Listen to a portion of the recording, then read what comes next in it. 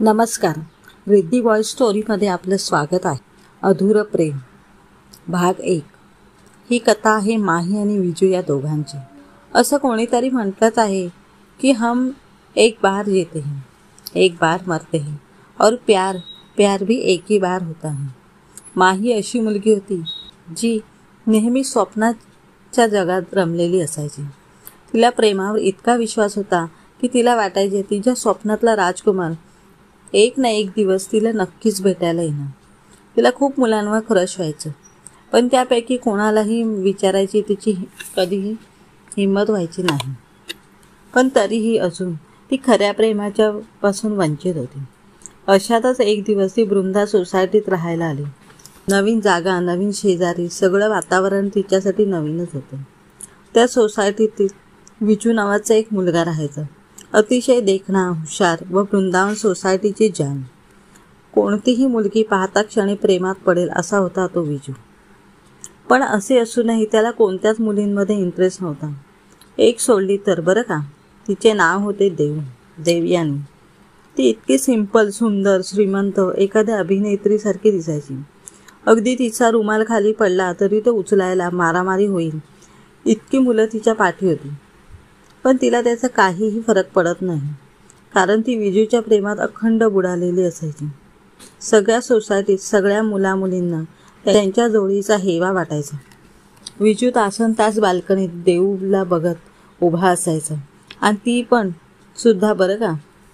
असे म्हणतात ना, कोणाचा आनंद जास्त काळ टिकत नसतो, आणि जे नशिबात लिहून ठेवले अगदी तसंच घडते. त्याला तुम्ही काहीही बदलू शकत नाही. या दोघांच्याही बाबतीत सुद्धा असंच झालं. एके दिवशी देऊची आई अचानक वारली आणि देऊच्या वडिलांनी मुंबई सोडण्याचा निर्णय घेतला. ते कायमचे बँगलोरला शिफ्ट झाले. बिचारी देऊ काहीच करू शकत नव्हती. त्यावेळेला मोबाईलही नव्हते, तरीही शक्य तितक्या वेळेला ती न चुकता विजूला फोन करायची. दोघेही फोनवर बोलताना खूप रडायचे. तेव्हा दोघेही शिकत असल्यामुळे भेटीगाठीचा प्रश्नच नव्हता.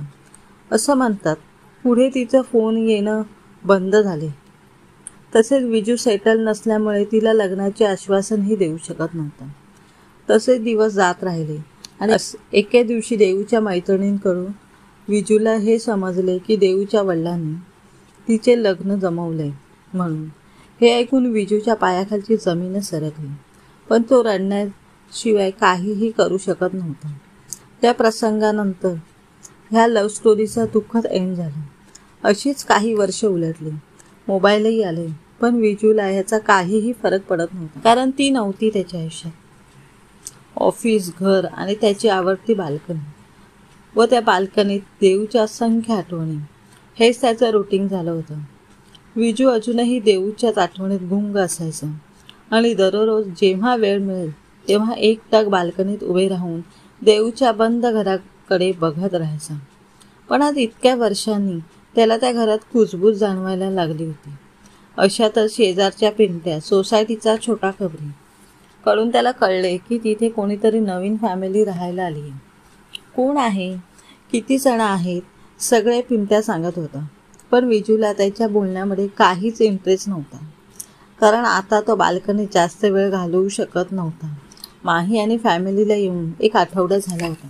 त्यात त्यांच्या बऱ्याचशा सोसायटीत ओळखीही झाल्या होत्या, आणि पिंट्या तो तर माहीचा बेस्ट फ्रेंड झाला होता. तो माहीताई करत तिच्या अवतीभोवतीच असायचा आणि रोज तिला सोसायटीची इत्याभूत माहिती द्यायचा. पण अजूनही तिची आणि विजूची भेट झालीच नव्हती. विजूनेही बाल्कनीत येणं बंद केलं होतं. पण एके दिवशी माही आणि विजूची गाठ पडलीच. ती पण बाल्कनीतच. विजू फोनवर बोलायला बाल्कनीत आलेला आणि माहीसुद्धा. तेव्हा त्यांची नजरानजर झाली, पण विजूने माहीकडे न बघितल्यासारखे केले. पण विजूला पाहता क्षणी माही तो वही दिल हार बैठी, वो एक झलक अपना काम कर गई.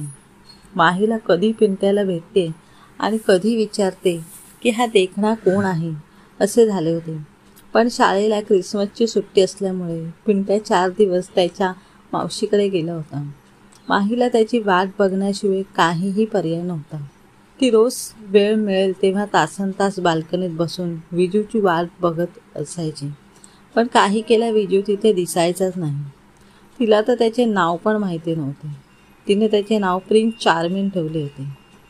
कथा आवडल्यास चॅनलला लाईक्स व सबस्क्राईब करायला विसरू नका.